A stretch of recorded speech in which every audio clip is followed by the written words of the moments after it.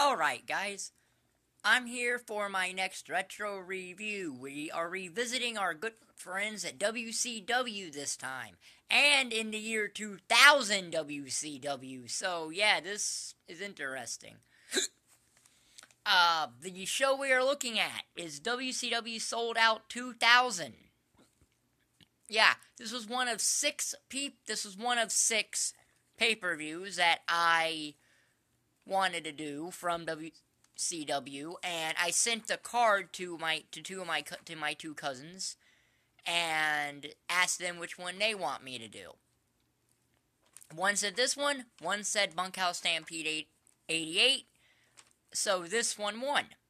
Why did this one win? Well, because it's in my home. It emanated from my hometown of Cincinnati, Ohio. So I'm not going to get to talk about pay-per-views in Cincinnati much, because the only other one that was ever from Cincinnati was Cyber Sunday 2006. So this is kind of nice to be done about a pay-per-view that took place in my hometown. Anyway, so out 2000, January the 16th, 2000. From the Firstar Center in Cincinnati, Ohio. The Firstar Center is now known as the U.S. Bank Arena. Great American Ballpark is right across the street. And Paul Brown Stadium is right around there, too. So, there are 12 matches on this card. That is 4 matches too many. That is 4 too many, but whatever. Is this show any good? Because remember, the last WCW show I looked at was Road Wild 97, which is actually a really good show. So, our opening contest was stage 1 of the Triple Threat Theater. That was originally supposed to be Chris Benoit and Jeff Jarrett, but Jeff Jarrett got pulled out due to a concussion, and Chris Benoit ended up in the WCW Championship match. So, randomly, it's Kidman versus the Revolution. And the first match is a catch-as-catch-can match between Kidman versus Dean Malenko.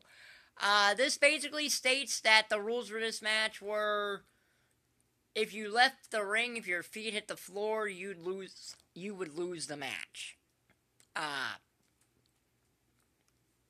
And Dean Malenko didn't really get the memo or wasn't told about it because he forgot or something, because he instinctively rolls out of the ring and Kidman wins the match in just a little over about 2 or so minutes. It's no stars. I think this is the first match Dean Malenko's been in that I've reviewed that has no stars in it, but that's the way it is. This match was not good. Kidman won, and he didn't even look happy to win this match. No stars. So then we get a 3-way dance. WCW's name for a triple threat match. As it's Vampiro versus David Flair versus Crowbar. Now this was supposed to be just Vampiro versus David Flair, but on the kickoff show, David Flair and Crowbar attacked Vampiros. Vampiro got this made into a 3-way dance. Before this match, Vampiro is having an interview with Scott Hudson in the back that is interrupted by Masahiro Chono of New Japan Pro Wrestling that went nowhere. Yeah, it went nowhere. Chono never made another appearance as far as I know in WCW in 2000, so.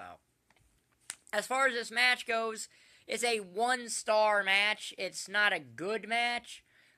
David Flair does do a back suplex to Crowbar eventually, but Vampiro wins with his Michinoku driver nail in a coffin maneuver and gets the win. Is what it is. 1 star.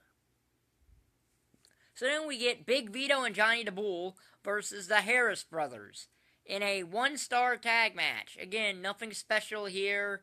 The finish of this match is one of the Harris Brothers is, I think, about to power bomb or power drive or something Johnny the Bull, and Disco Inferno pushes Big Vito off the top rope, which puts him into a pinning combination, and he gets the pinfall. One problem, Big Vito was not the legal man in this match. So, I don't know how. I don't make a stickler of the rules, but he wasn't the legal man in this match, so this match should not have ended. 1 star. So then we get the WCW Cruiserweight Championship match. Madusa versus Oklahoma. You know, how far must the Cruiserweight title have dropped to ever be in a comedy angle with Oklahoma? Yes, the Cruiserweight Championship, the thing that in 96 and 97 was pretty much carrying WCW outside of the NWO, is now in a comedy angle with a very poor Jim Ross impersonation.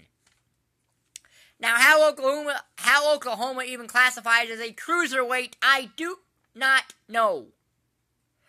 But, is this a good match? No, it's not. Madusa pretty much dominates this match. Oklahoma gets a nice DDT, but that's about the only thing he probably knew how to do.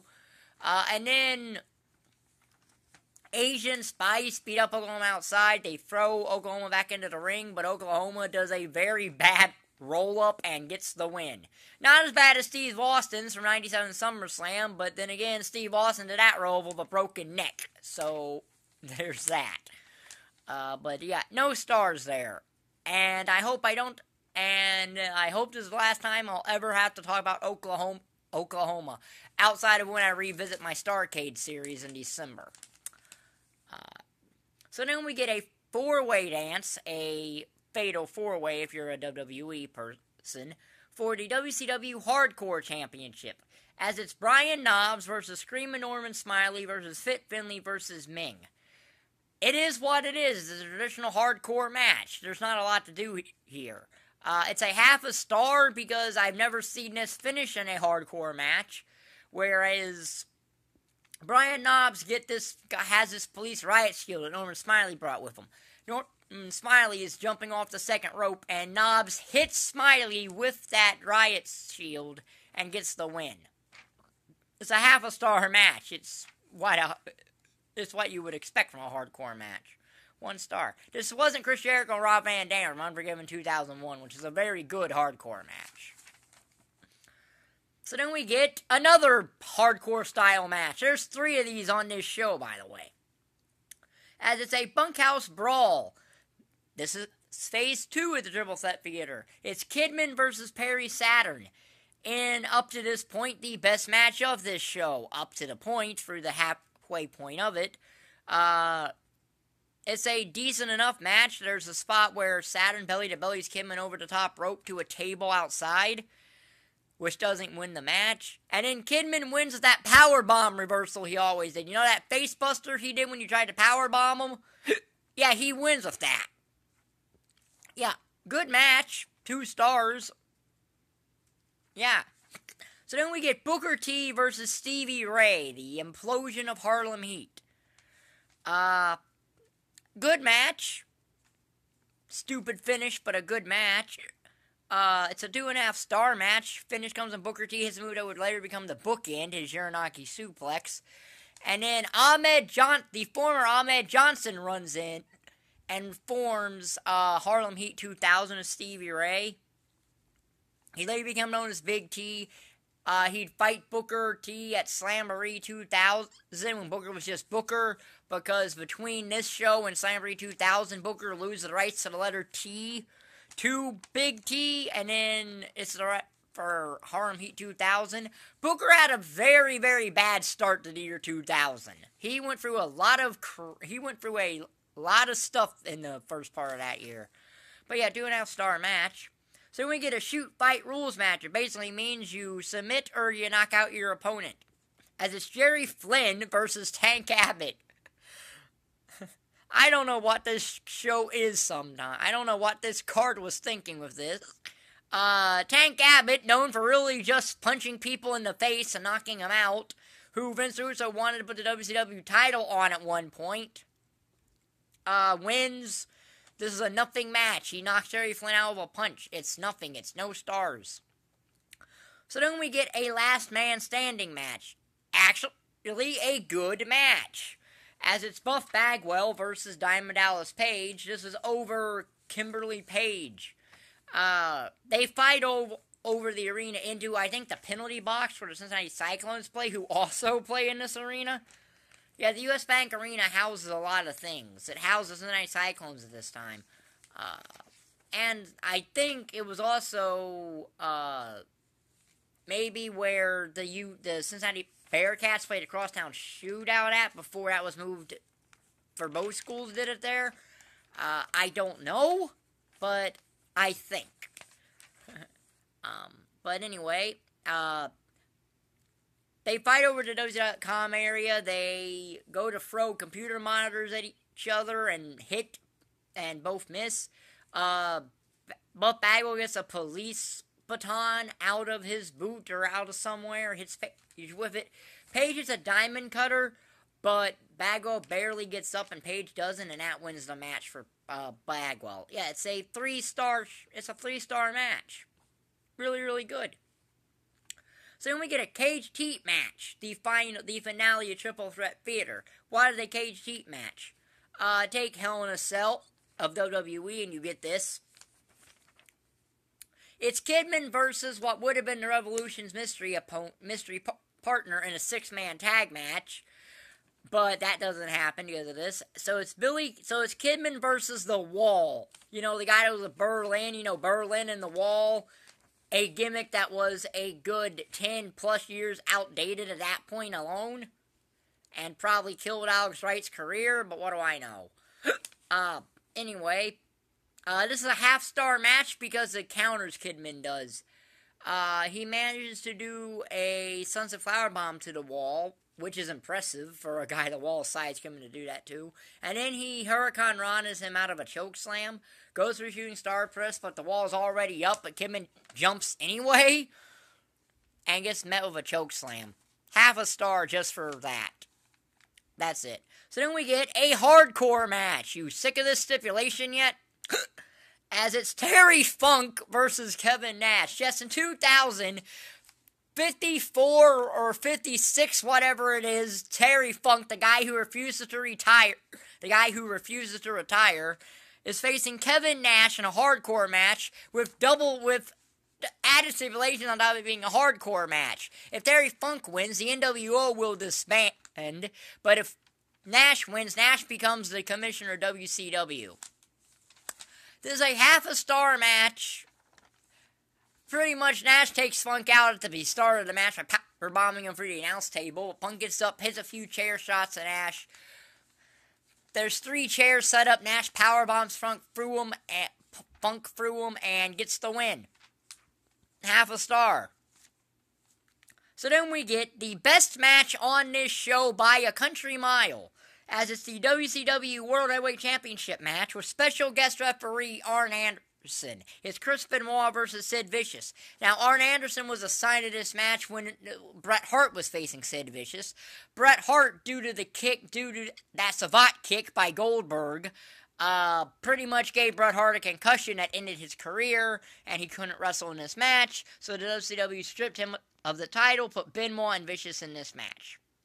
And they just kept Arn Anderson as guest referee, I guess, for giggles. This is a really good match. It's probably Sid Vicious's best match he had in WCW, and one of his best matches of his entire career. This is better than the match I had at Fall Brawl 99, which I will eventually get to anyway.